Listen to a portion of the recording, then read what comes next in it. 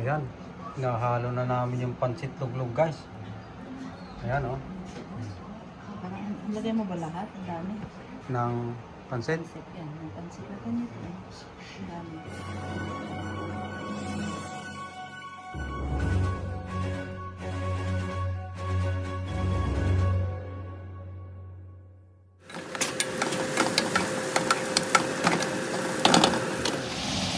Guys, magluluto tayo ng pansit luglog. Nakatikim na ba kayo ng pansit luglog? Yan na, nilagay ko ng shrimp. May fishball. May karne ng baboy, taba ng baboy.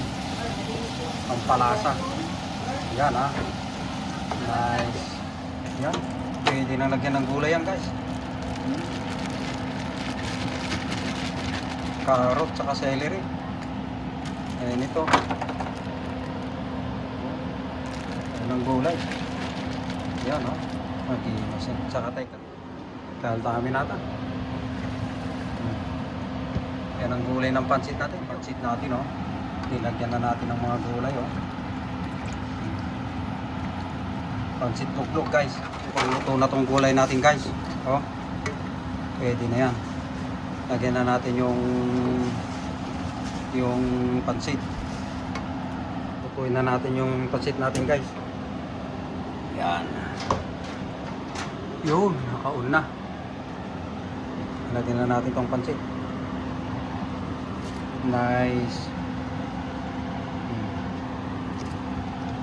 Pansit ng Philippines guys. Ha? Rice noodles.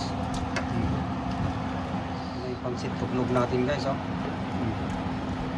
Luglugan tayo.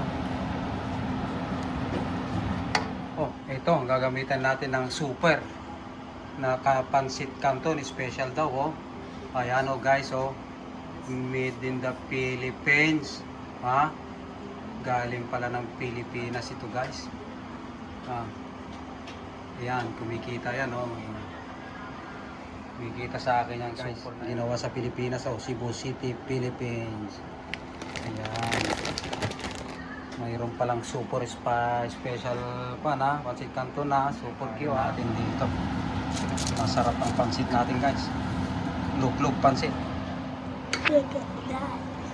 My dad is making pasta.